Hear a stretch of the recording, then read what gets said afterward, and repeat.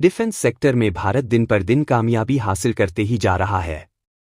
दोस्तों, सूत्रों से पता चला है कि हाल ही में बेंगलुरु की एक हथियार बनाने वाली कंपनी को मित्र देश से करीब 400 करोड़ का एक बड़ा ऑर्डर मिला है।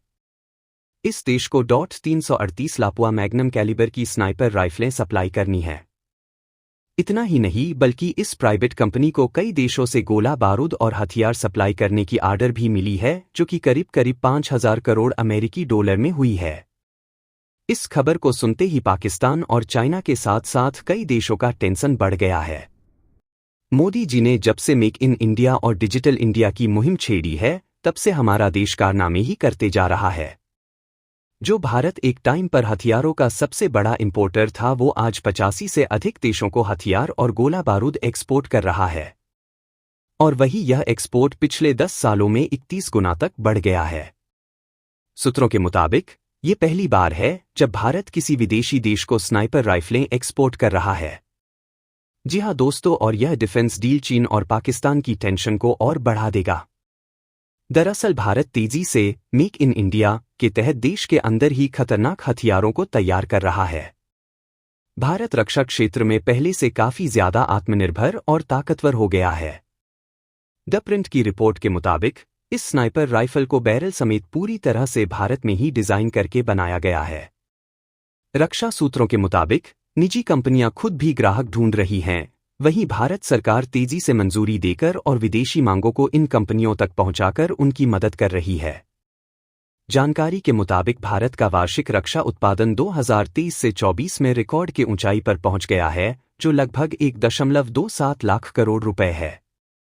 मेक इन इंडिया कार्यक्रम वाकई नए आयाम छू रहा है। सूत्रों के अनुसार भारत अब तोपों से लेकर मिसाइल प्रणालियों और छोटे हथियारों तक बड़ी मात्रा में उपकरणों को बनाने के साथ साथ निर्यात भी कर रहा है।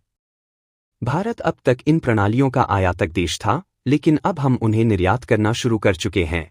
हाल ही में खबर आई है कि एसएसएस डिफेंस कंपनी ने 1500 मीटर या उससे अधिक दूरी के लक्ष्य के लिए बनाई गई स्नाइपर राइफलों का निर्यात पहले ही पूरा कर लिया है और कुछ अन्य देशों के साथ भी बातचीत चल रही है। इन मित्र देशों के प्रतिनिधि दल बेंगलुरु में कंपनी के निर्माण और परीक्षण केंद्र का दौरा भी कर चुके हैं। इस स्नाइपर राइफल में निर्यात की काफी संभावना है, क्योंकि कम से कम 30 देश .338 लापुआ मैग्नम स्नाइपर का इस्तेमाल करते हैं और 1 दर्जन से अधिक निर्माता इस कैलिबर में कई तरह की राइफलें बनाते हैं। दोस्तों, आइए विस्तार से जान लेते इस बेहद खतरनाक स्नाइपर राइफल के बारे में।